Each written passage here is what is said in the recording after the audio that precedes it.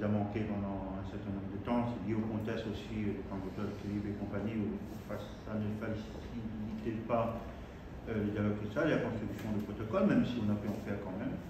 Et on espère que cet esprit de méthode autour de la construction de l'intelligence du travail collectif, pour employer un mot à la mode, c'est bien autour d'une table avec, que ça soit sous forme de séminaire ou comme on veut, mais l'essentiel c'est qu'on est tous les partenaires autour d'une table et on met les points de désaccord pour arriver sur un document avec les points d'accord. On a une certaine chance, puisque c'est quand même le protocole Ségur de la santé nationale qui permet de dégager pas seulement les moyens, mais une philosophie, il me semble, d'accompagnement des établissements de santé, donc des hôpitaux particulièrement, qui a été le plus doté en la matière, et le dialogue social, la mise en place de protocoles, fait partie de la philosophie Ségur. Donc la CDT, nous on est en plein dedans, et on sait très bien, on a l'habitude de protocoles signés, il n'y a pas que Ségur, nous étions les seuls à l'époque à signer le protocole 35 heures avec les RTT, les jours d'activité, etc. Donc on sait ce que ça veut dire ce type d'engagement.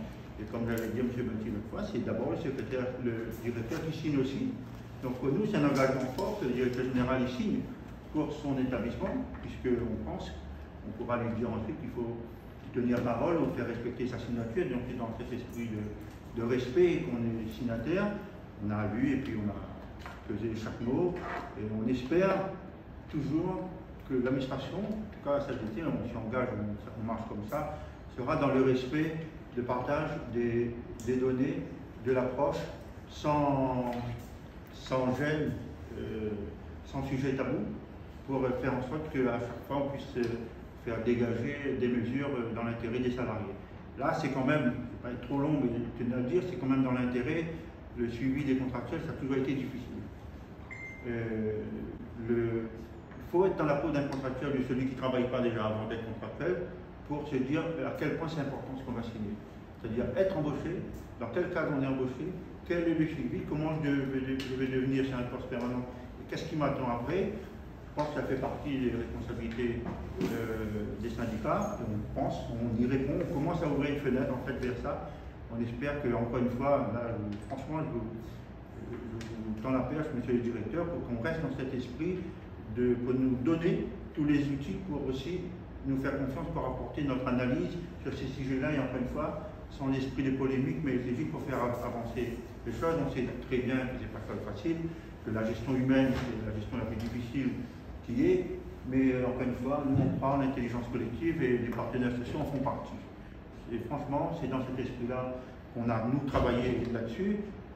On sait très bien que ça ne va pas être forcément facile, il y a peut-être des impératifs qui vont arriver, mais l'essentiel c'est qu'on puisse répondre à nos salariés qui méritent, on a quand même, on tient à le dire, c'est constant, on a quand même de bons professionnels qui tiennent la route et qui font en sorte que malgré les difficultés ici et là, fait en sorte que ça continue, que les soins sont faits et malgré certaines difficultés, on réussit quand même à faire en sorte que quelque part, moi j'ai la chance, et je crois que David aussi, on était là à la création du CHU, François aussi, on n'est pas gêné pour dire qu'on a bien fait de signer au-delà des difficultés de fusion, parce que c'est pas facile, il ne faut pas croire, des pressions extraordinaires à cette époque.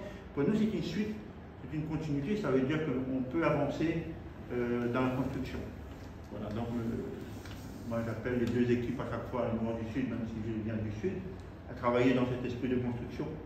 Et après, tout à chacun, et je dis sans gêne, on aurait été tout seul à signer aussi, on l'aurait fait, mais ça me conforte dans l'esprit de dialogue social qui a été ces derniers temps, on va dire comme ça, au sein du CHU, pour faire en sorte qu'on ait un maximum de partenaires, pratiquement tous les partenaires qui sont représentatifs autour de la table.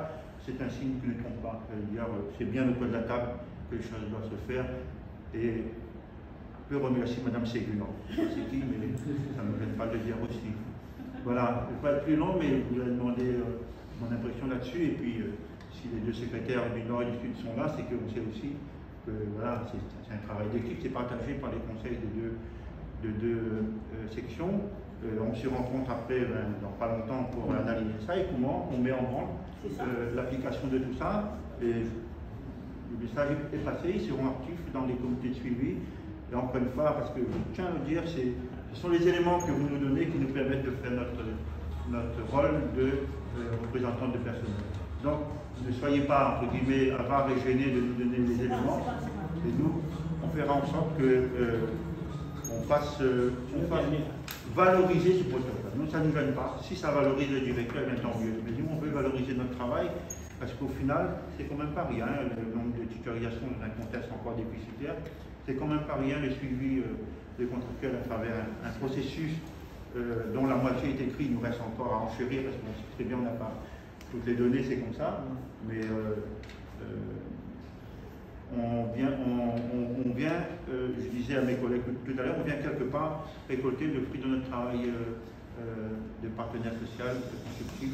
Et c'est bien la démonstration à travers les signatures que la CFDT va porter. Voilà, excusez-moi, j'étais un peu long, mais je tenais à dire tout ça parce que c'est un certain aboutissement.